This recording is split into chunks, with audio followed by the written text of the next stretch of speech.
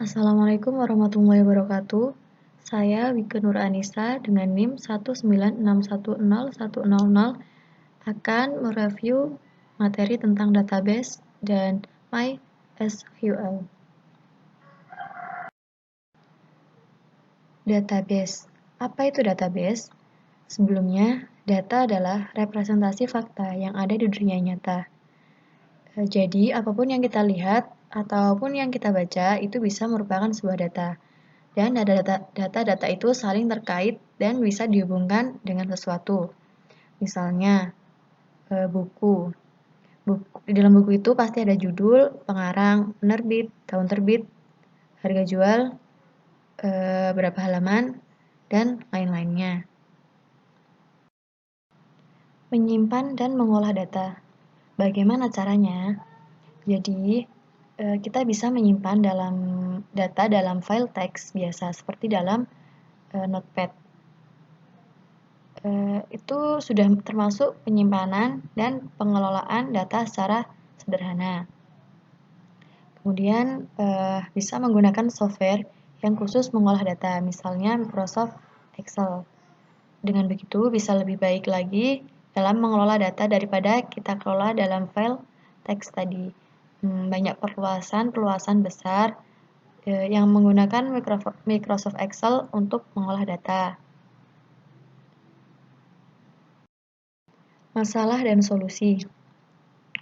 Seiring bertambahnya data, pasti terdapat berbagai macam masalah. Lah, masalahnya itu dapat bermacam-macam. Misalnya itu yang pertama kapasitas. Semakin lama ukuran file itu akan semakin membengkak. Yang kedua, masalah kecepatan akses, kecepatan mencari yang punya banyak data. Yang ketiga, masalah keamanan. Siapa yang dapat mengakses datanya? Dapatkah dimodif orang lain atau tidak? Yang keempat, masalah duplikasi. Gimana misalkan kalau ada data yang sama yang pernah masuk dalam tabelnya, dan lain-lain. Dan solusi untuk masalah tersebut adalah yang pertama, skabilitas. Jadi kalau datanya bertambah, sistem atau aplikasinya bisa menangani itu.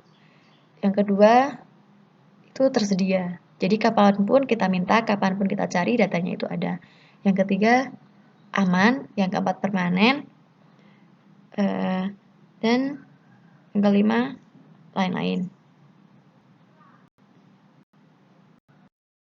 Jadi, database merupakan data di dalam DBMS, Database Management System.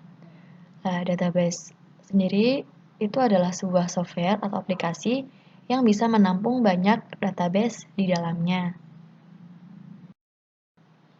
DBMS. Software DBMS antara lain Oracle, MySQL, SQL Server, PostgreSQL, dan MongoDB. Jenis dari DBMS sendiri adalah Relational DBMS, Hierarchical DBMS, Network DBMS, dan NoSQL DBMS. NoSQL DBMS. NoSQL artinya tidak SQL. SQL adalah bahasa sendiri, bahasa yang digunakan untuk melakukan interaksi pada database. Relational DBMS. Database Management System pada saat kita membuat database. Namun di dalamnya kita membuat banyak tabel. Dan masing-masing tabel tadi bisa kita hubungkan dengan sebuah relasi. Misalkan membuat tabel universitas. Pasti di dalamnya terdapat banyak tabel. Misalnya tabel mahasiswa, tabel dosen, mata kuliah, dan lain-lain. Nah, masing-masing tabel dapat kita hubungkan menjadi sebuah relasi. Di dalam sebuah tabel terdapat konsep yang dinamakan primary key atau kunci utama. Tiap-tiap tabel baris mempunyai sebuah primary key. Primary key sendiri adalah sebuah data yang dapat merepresentasikan satu baris rekod secara unik. Unik artinya tidak boleh ada data yang sama di dalam tabel. Istilah yang sering muncul dalam database. Yang pertama, field, itu kolom. Yang kedua row itu baris atau record. Yang ketiga key, kunci, itu ada primary key dan foreign key. Yang keempat auto increment. Auto increment itu fitur dari database untuk menambah satu persatu nilai record yang masuk. Yang kelima relationship itu hubungan antar tabel. Yang keenam normalization itu sebuah proses untuk membuat tabel di dalam database menjadi normal. MySQL. Jadi yang pertama itu kita buka XAMPP Control Panel, kemudian jalankan, klik tombol Start pada Apache dan MySQL-nya. Nah, MySQL sendiri adalah sistem manajemen database relasional yang berbasis SQL, Structured Query Language. MySQL bisa digunakan untuk berbagai tujuan, termasuk sebagai gudang data, e-commerce, dan aplikasi pencatatan. Tutorial penggunaan XAMPP Control Panel. Pertama, kita buka aplikasinya. Kemudian, jangan lupa kita start yang bagian Apache sama MySQL-nya. Kemudian kita buka di mana tepat foldernya. Yaitu, kalau di saya, kita klik local disk C, kemudian diklik XAMPP-nya, kemudian diklik MySQL, kemudian diklik bin.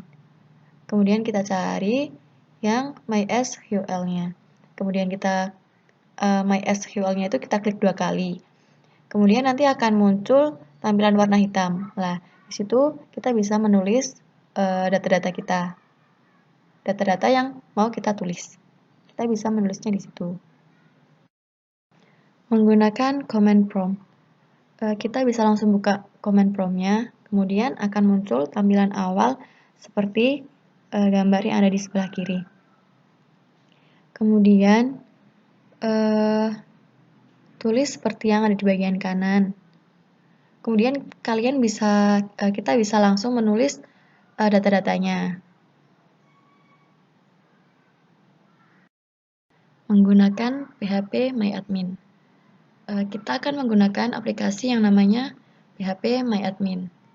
PHP MyAdmin itu adalah aplikasi GUI atau Graphical User Interface.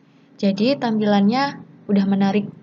Kita tidak perlu menginstalnya, karena apabila kita menggunakan XAMPP, kita sudah diberikan aplikasi secara gratis. Kita tinggal pakai saja. Nah, caranya adalah kita buka browser kita atau kita buka Chrome kita, habis itu kita klik di pencarian localhost PHP MyAdmin seperti yang ada pada gambar di bawah ini. Kemudian akan muncul tampilan seperti pada gambar. Kemudian setelah kita membuka tampilan awal PHP MyAdmin, kita klik New. Kemudian akan muncul Create Database. Kemudian kita isi itu terserah seperti apa, tapi di situ saya mengisi PHP dasar. Kemudian kita klik Create. Setelah itu akan muncul tampilan nama dan number of column. Namanya di sini saya isi dengan mahasiswa, number of column-nya saya isi 6. Kemudian diklik Go. Setelah kita mengeklik Go tadi, akan muncul tampilan seperti pada gambar. Kemudian tabel-tabel tersebut diisi dengan data yang telah kita peroleh. Kemudian diklik Save. Setelah kita menyimpan data tadi, ketika kita ingin menambahkan data yang baru, kita tinggal klik Insert yang ada di menu bagian atas.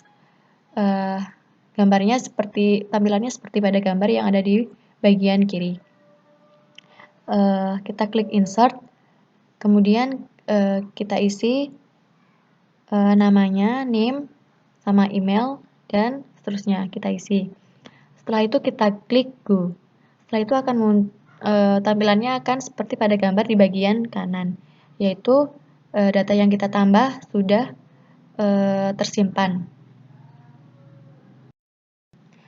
Jadi, apabila kalian ingin mengetahui data baru yang telah ditambahkan, kalian bisa mengeklik bagian browser yang ada di menu bagian atas. Nah, di situ yang saya beri tanda panah itu adalah data yang telah saya tambahkan tadi. Sekian, terima kasih. Itu yang bisa saya sampaikan pada review materi database dan MySQL kali ini. Kurang lebihnya, mohon maaf. Wassalamualaikum warahmatullahi wabarakatuh.